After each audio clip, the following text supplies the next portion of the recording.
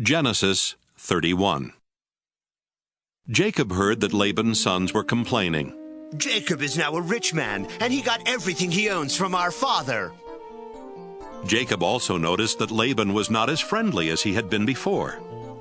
One day the Lord said, Jacob, go back to your relatives in the land of your ancestors, and I will bless you. Jacob sent for Rachel and Leah to meet him in the field where he kept his sheep, and he told them, Your father isn't as friendly with me as he used to be, but the God my ancestors worshipped has been on my side. You know that I have worked hard for your father, and that he keeps cheating me by changing my wages time after time. But God has protected me. When your father said the speckled sheep would be my wages, all of them were speckled. And when he said the spotted ones would be mine, all of them were spotted. That's how God has taken sheep and goats from your father and given them to me. Once, when the flocks were mating, I dreamt that all the rams were either spotted or speckled. Then God's angel called me by name. I answered and he said, Notice that all the rams are either spotted or speckled. I know everything Laban is doing to you, and I am the God you worshipped at Bethel when you poured olive oil on a rock and made a promise to me. Leave here right away and return to the land where you were born. Rachel and Leah said to Jacob, There's nothing left for us to inherit from our father. He treats us like foreigners, and has even cheated us out of the bride price that should have been ours. Now do whatever God tells you to do. Even the property God took from our father and gave to you really belongs to us and our children.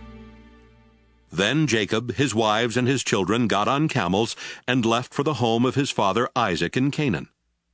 Jacob took all of the flocks, herds, and other property that he had gotten in northern Syria. Before Rachel left, she stole the household idols while Laban was out shearing his sheep. Jacob tricked Laban the Aramean by not saying that he intended to leave.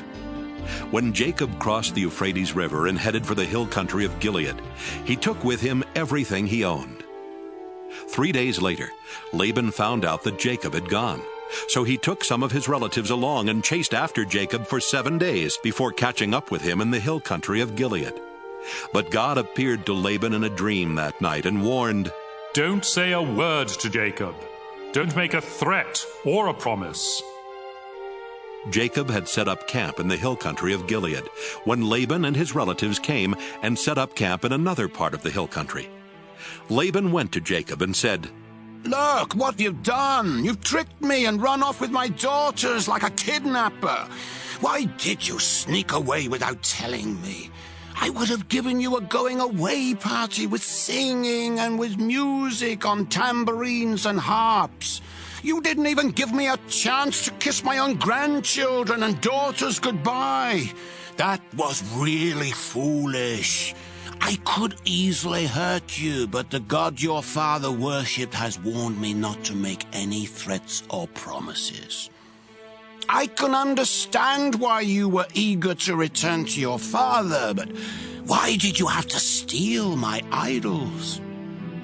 Jacob answered, I left secretly because I was afraid you would take your daughters from me by force. If you find that any one of us has taken your idols, I'll have that person killed. Let your relatives be witnesses. Show me what belongs to you and you can take it back.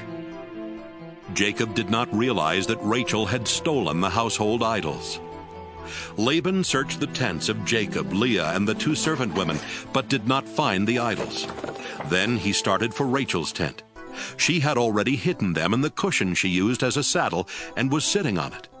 Laban searched everywhere and did not find them. Rachel said, Father, please don't be angry with me for not getting up. I'm having my period. Laban kept on searching, but still did not find the idols. Jacob became very angry and said to Laban, What have I done wrong? Have I committed some crime? Is that why you hunted me down? After searching through everything I have, did you find anything of yours? If so, put it here where your relatives and mine can see it. Then we can decide what to do. In all the 20 years that I've worked for you, not one of your sheep or goats has had a miscarriage, and I've never eaten even one of your rams. If a wild animal killed one of your sheep or goats, I paid for it myself. In fact, you demanded the full price, whether the animal was killed during the day or at night. I sweated every day, and I couldn't sleep at night because of the cold. I had to work 14 of these 20 long years to earn your 2 daughters, and another 6 years to buy your sheep and goats. During that time, you kept changing my wages. If the fearsome God worshipped by Abraham and my father Isaac had not been on my side, you would have sent me away without a thing. But God saw my hard work, and he knew the trouble I was in, so he helped me. Then, last night, he told you how wrong you were. Laban said to Jacob, Leah and Rachel are my daughters, and their children belong to me. All these sheep you are taking are really mine, too. In fact, everything you have belongs to me. But there is nothing I can do to keep my daughters and their children. So I am ready to make an agreement with you, and we will pile up some large rocks here to remind us of the agreement. After Jacob had set up a large rock, he told his men to get some more rocks and pile them up next to it. Then Jacob and Laban ate a meal together beside the rocks. Laban named the pile of rocks Jegar-Sahadutha, but Jacob named it Galeed. Laban said to Jacob, This pile of rocks will remind us of our agreement. That's why the place was named Galeed. Laban also said, This pile of rocks means that the Lord will watch us both while we are apart from each other. So the place was also named Mizpah. Then Laban said, If you mistreat my daughters or marry other women, I may not know about it, but remember, God is watching us. Both this pile of rocks and this large rock have been set up between us as a reminder. I must never go beyond them to attack you, and you must never go beyond them to attack me. My father Nahor, your grandfather Abraham, and their ancestors all worship the same God, and he will make sure that we each keep the agreement.